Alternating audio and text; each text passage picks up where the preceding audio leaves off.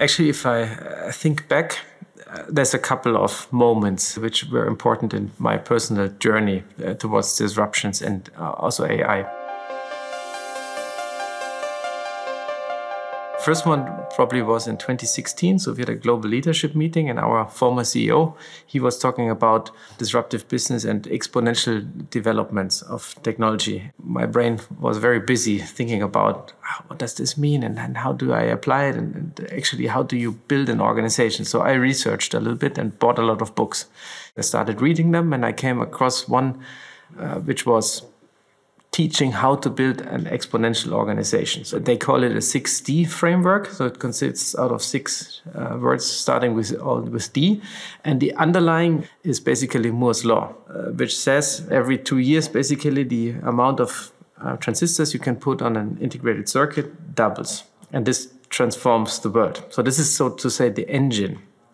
Then basically you can apply computing power to create results and create disruptions. And this works all over the place in all businesses, in all sectors and fields. I thought, okay, how can I apply all this to my business? At that time, I was responsible for the global service, meaning I was working with a team of people, hundreds and thousands of people who were fixing problems every day, everywhere. These microscopes, actually, you also can connect them to the internet. So one thing was, let's remotely connect all these instruments and collect as much data as we can so that we can train algorithms to search this data, identify pattern, and help us predicting when will an instrument fail before it impacts the customer's use. Because of AI, for example, we are really able to predict failures at customer side. So one of the best instruments where we are most advanced is on these X-ray microscopes. Very expensive consumables and really a painful experience if this goes down unexpectedly for customers.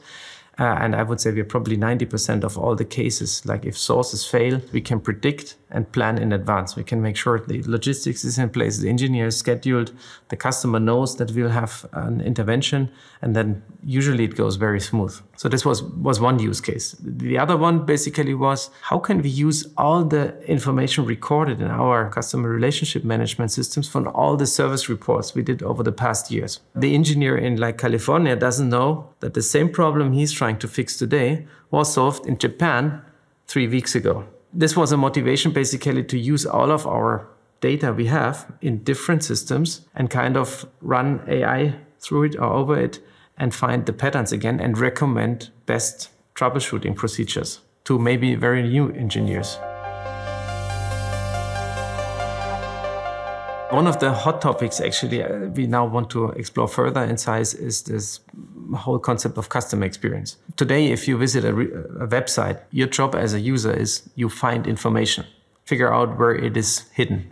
In the future, by using AI, actually you would know who is coming to your website and anticipate what you're looking for. So actually the information will come to you because we know, okay, based on your research field or on your work, you're probably interested in this or that. This is where AI is helpful to bring the right information for the right problem at the right time to the right person. AI, I think, will never be finished. Yeah, so we are on a journey. Basically, I think for me, the essence is you can apply AI everywhere, to every process in any business. You can use it in HR to identify the best people. You can use it in software coding, in software testing. Even you can ask yourself, why actually should I run this very complicated software in front of a microscope? You know, all these buttons and knobs and what have you. Why don't you just talk to your microscope? So that's how we see it. I mean, it's a long journey. You really have to get a lot of small things in place and experiment a lot. But I think we have installed a mindset in our leadership team that they really are eager experimenting and working with this technology.